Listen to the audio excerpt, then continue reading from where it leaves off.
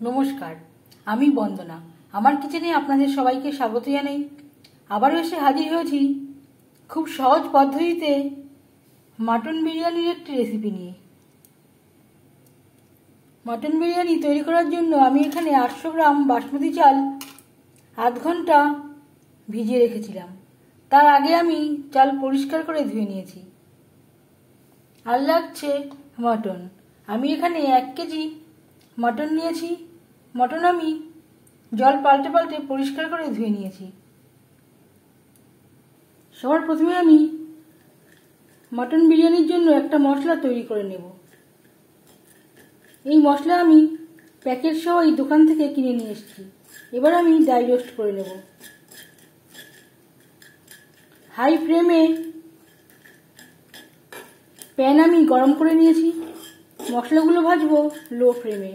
খুব বেশি কড়া করে ভাজবো না, হালকা করে ভেজে নেব।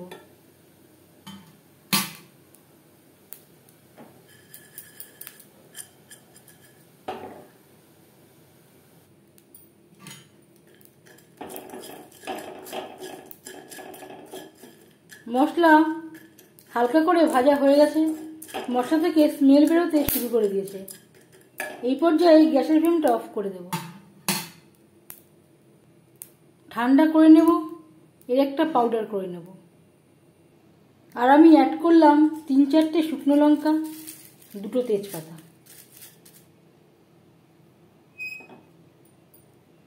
সবার প্রথমে আমি বাসমতি চালের ভাত রান্না করে নেব।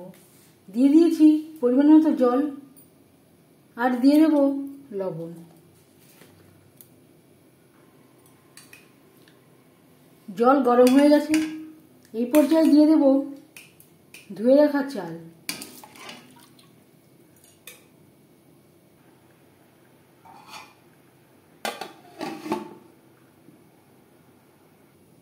মশলা আমি গুঁড়ো করে নিয়েছি। একেবারে মিহি করে গুঁড়ো করিনি, একটু দানা রেখে গুঁড়ো করে নিয়েছি। দিয়ে দেব হাফ চামচ মতো বিরিয়ানি মশলা।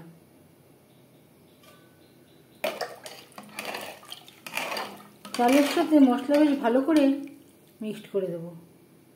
ভাত সেদ্ধ হওয়া পর্যন্ত অপেক্ষা করব। পুরো আমি 100% রান্না করব না, 80% আমি সেদ্ধ করে নেব। একটা এয়ারটাইট কন্টেনারে করে রেখে দিলে 1 থেকে 1.5 মাস পর্যন্ত ভালো থাকবে। এতটা আমার প্রয়োজন হবে না। চাল বেশ ভালো করে ফুটতে শুরু করে দিয়েছে। গ্যাসের ফ্লেমটাকে লোতে করে দেব। এবার যাচ্ছি নেক্সট স্টেপে। সবার প্রথমে আমি মাংস ম্যারিনেট করব। স্বাদ মতো লবণ, আর লাগছে রসুন, পেঁয়াজ, আদা ও শুকনো লঙ্কা বাটা।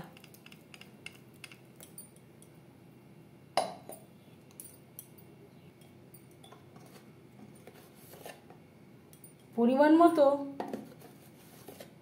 হলুদের গুঁড়ো,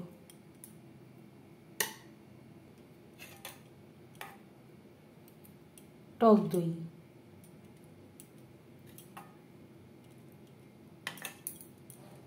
আমি এখানে 4 চামচ মতো অ্যাড করলাম।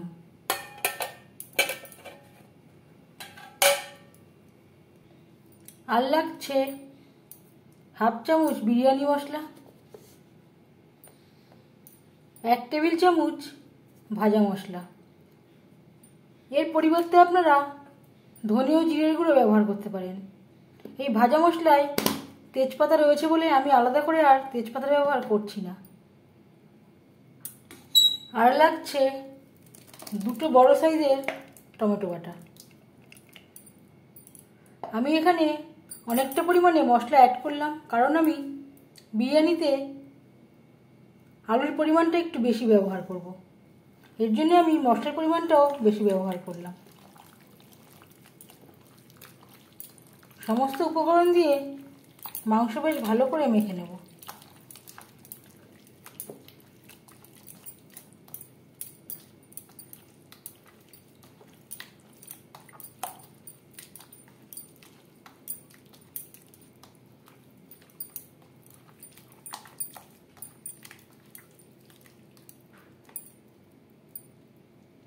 মাংস বেশ ভালো করে মেখে নেওয়া হয়ে গেছে।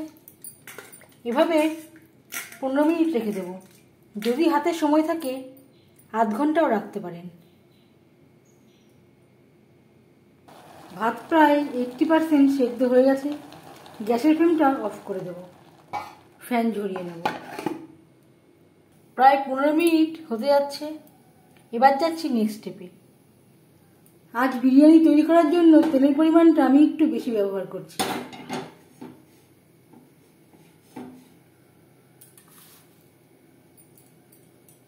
এবার পেঁয়াজ ভেজে নেব।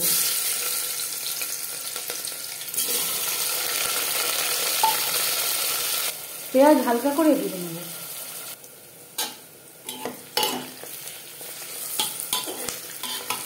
পেঁয়াজ হালকা করে ভাজা হয়ে গেছে। এই পর্যায়ে দিয়ে দেব ম্যারিনেট করে রাখা mutton.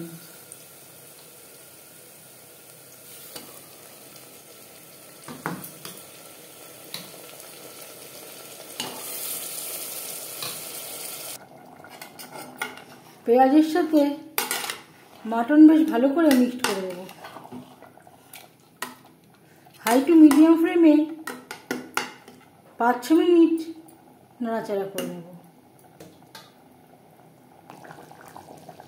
6-7 minute high to medium ফ্লেমে মাংস বেশ ভালো করে কষিয়ে নেওয়ার পর দিয়ে দেবো জল।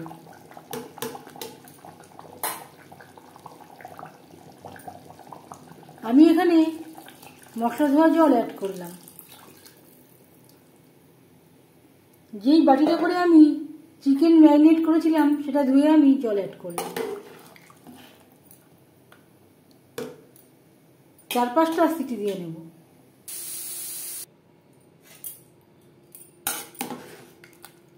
মাটন বেশ ভালো করে সুসিদ্ধ হয়ে গেছে। এখানে আমি 5টা সিটি দিয়ে নিয়েছি। এবার আমি আলু ভেজে নেব। আলু আমি সেদ্ধ করে নিয়েছিলাম।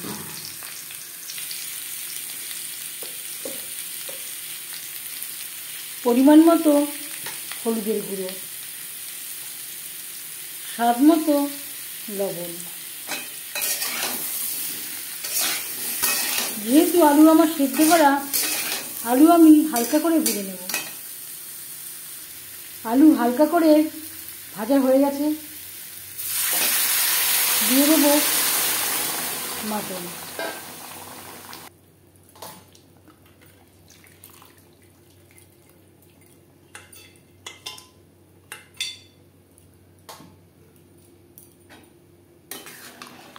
আলুর সাথে মটন বেশ ভালো করে মিক্সড করে দেব। আমি একটা বড় মোটা দেখে অ্যালুমিনিয়ামের কড়াই বসিয়েছি। এই কড়াইতে করেই আমি বিরিয়ানি তৈরি করব। আলুর সাথে মাটন 3-4 মিনিট বেশ ভালো করে ফুটিয়ে নেব।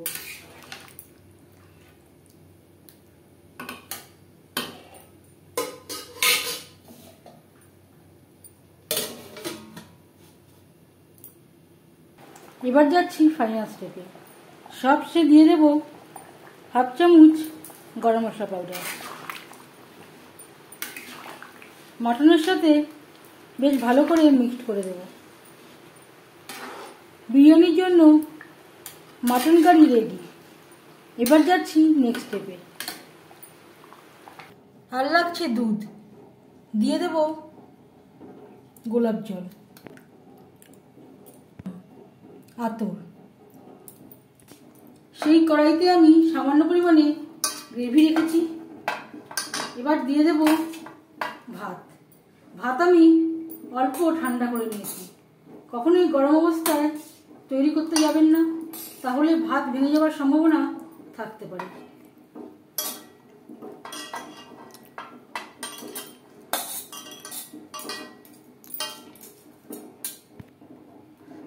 দিয়ে দেব ঘি, বিরিয়ানি মশলা, আতর মেশানো দুধ, আর দিয়ে দেব গ্রেভি, মাটন, আলু। গ্রেভির থেকে আমি তেলটা উঠিয়ে রেখেছিলাম। আবারও ভাত দিয়ে কভার করে দেবো, আর দিয়ে দেবো ঘি আর দুধ, বিরিয়ানি মশলা।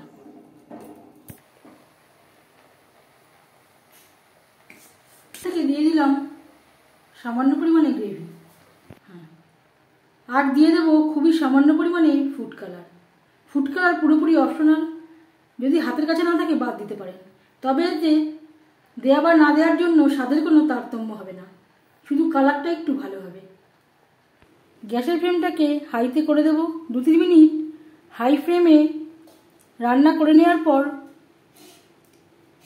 ঢেকে দেব 15 মিনিটের জন্য। গ্যাসের ফ্লেমটাকে লোতে করে দেব। প্রায় 10 মিনিট হতে যাচ্ছে, আর দিয়ে দেব ডিম। কলকাতার বিরিয়ানিতে অবশ্যই আলু ও ডিমের ব্যবহার করা হয়। ডিম আমার আগে দিতে মনে ছিল না।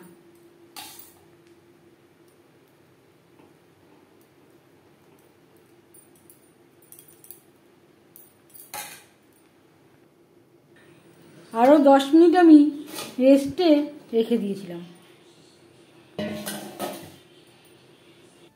এবার যাচ্ছি সার্ভ করার প্রসেসে।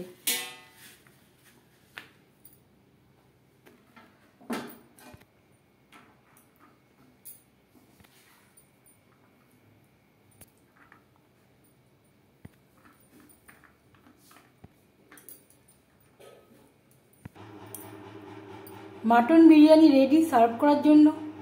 এই রেসিপিটি কেমন লাগলো অবশ্যই জানাবেন কমেন্টের মাধ্যমে।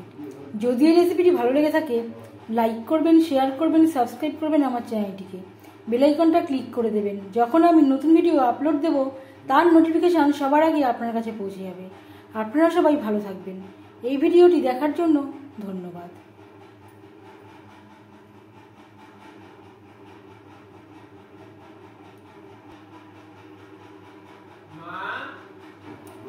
এই ভিডিওটি দেখার জন্য ধন্যবাদ।